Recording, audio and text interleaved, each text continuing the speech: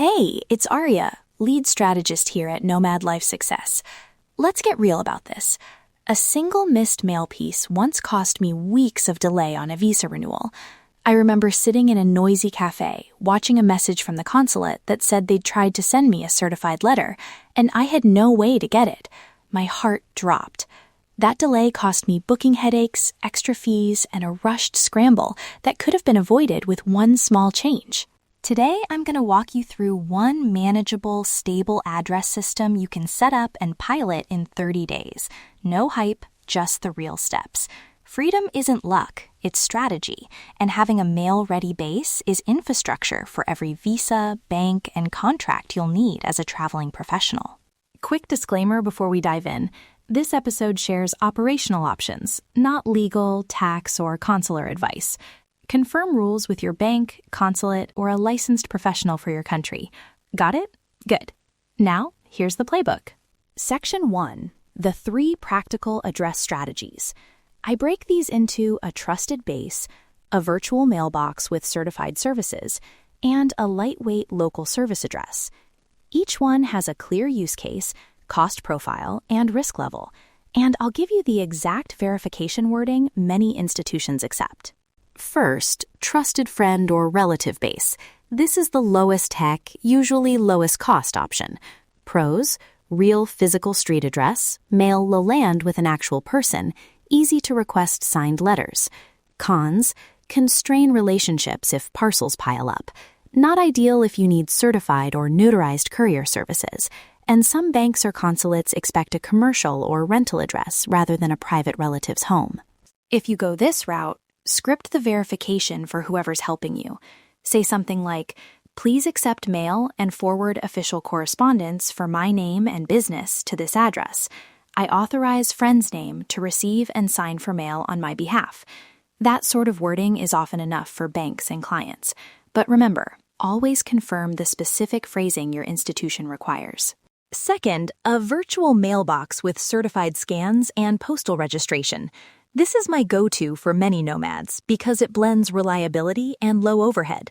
The good providers receive mail on a physical street address, scan incoming items fast, offer certified letter handling, and forward parcels on demand. Pros: searchable scans, easy proof of address in many situations, low storage cost. Cons: variable quality between providers. Some consulates reject virtual addresses for visa proofs, and fees add up for parcel forwarding. When you evaluate virtual mailbox providers, screen them with this quick red flag checklist. Does the provider operate from a real street address and not a P.O. box? Can they receive certified or registered mail and provide original documents on request? Do they notarize or provide signed receipts? Look at user reviews for scamming accuracy and response times. Pilot with low-risk mail for 30 days before moving important documents there. Third, a lightweight local service address. Think small courier companies, co-working spaces that offer mail services, or specialist local forwarding businesses. These often work great if you're anchored in one region for a season, like Southeast Asia or Latin America, and need stronger local handling for parcels and in-person pickup. Pros: local knowledge, easy parcel handling, sometimes cheaper parcel rates. Cons: may not offer international certified scanning, variable reliability depending on the location. Okay, Section 2. What officials and banks actually accept. This is where most listeners get stuck. Here's the practical rule. Banks and consulates want proof that links your name to a stable street address. Acceptable documents usually include a utility bill, a tenancy agreement, a bank statement, or an official letter showing your name and the address. But acceptance varies. Some banks accept a scanned letter from a landlord, others require an original. So always ask, can a scanned PDF be used for initial verification, or do you require originals or a certified letter?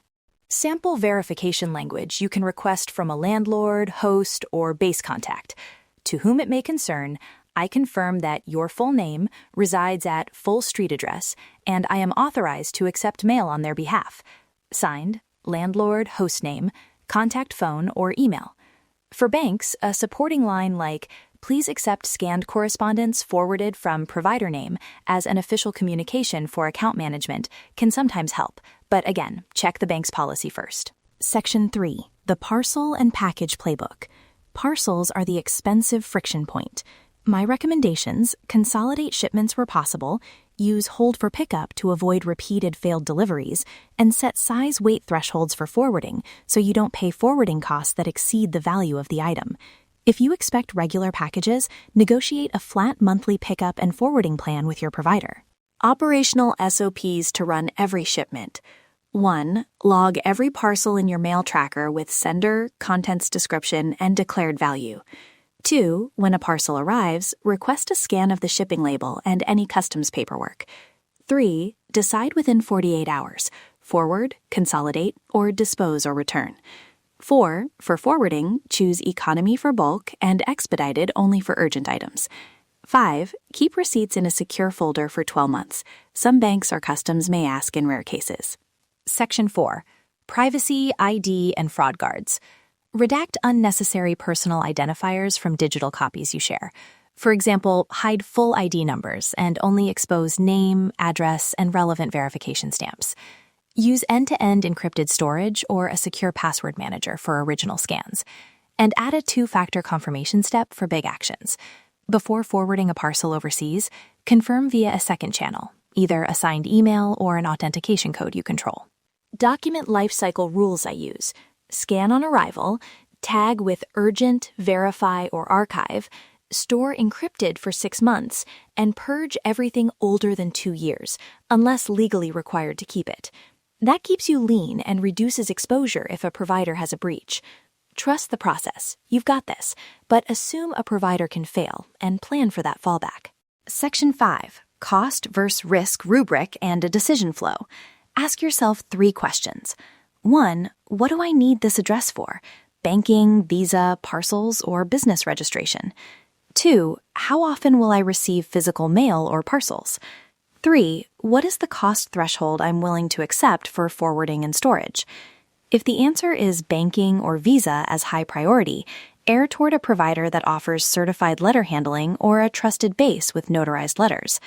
If parcels are rare and mostly small, a virtual mailbox is usually fine. I built a simple rule. If the monthly cost is under 2% of the value the address enables, for example, access to a bank account or a revenue-generating client contract, it's worth the recurring fee. If it exceeds that, pilot a cheaper option first. That's a budgeting heuristic, not gospel, so adapt it to your income and risk appetite. Section 6. Your 30-day pilot plan. This is the part you can do this week. Day 1. Choose one strategy, trusted base, virtual mailbox, or local service, and set up basic contact info. Day 3 to 10, redirect low-risk mail and request scans only. Day 11 to 20, test certified delivery and request a signed confirmation. Day 21 to 25, simulate a bank verification. Request whether a scanned PDF is acceptable and test the sample verification language I gave you. Day 26 to 30, evaluate cost, response times, privacy safeguards, and overall reliability. Success signals: you received a certified scan within 48 hours, forwarding cost stayed within your budget, and your consulate or bank acknowledged scan documentation for initial verification. A short anecdote. Once I used a virtual mailbox that scanned everything within 24 hours. One morning, I found a consulate notification that required a physical confirmation within 5 days. Because I had a trusted friend willing to retrieve originals and forward by courier, we solved it in time. The cost? A small courier fee and a favor. The alternative was losing a visa window. Little systems like that convert potential disasters into manageable tasks. Before we wrap, quick scripts you can copy and paste when you need verification from a landlord, host, or client. Use this exact line. This letter confirms that full name receives mail at full street address. I authorize acceptance of mail and parcels on their behalf. Signed, your name, title or relationship, contact info. For banks, please accept scanned correspondence forwarded from provider name as official documentation for account verification. Original can be provided upon request. Customize, but keep the structure. 3 final takeaways. 1. Pick the simplest solution that meets your highest priority, banking or visa. 2. Pilot it for 30 days with low-risk mail before migrating important documents. 3. Protect privacy with redaction rules and a short document lifecycle. These are the moves that save weeks of headache and keep your mobility intact. If you want templates, a vendor screening checklist, and the 30-day pilot checklist in a downloadable kit, grab the free Nomad Address Toolkit at nomadlifesuccess.com. And while you're there, pick up the Location Independent Six-Figure Income ebook. It's the roadmap I wish I had when I started traveling full-time. Your freedom is closer than it feels. Let's keep building it. Thanks for spending this time with me. If this episode helped, tell a fellow nomad or drop a quick review. Those small actions help more than you think. Until next time, trust the process. You've got this. This is how we escape the 9-to-5 for good.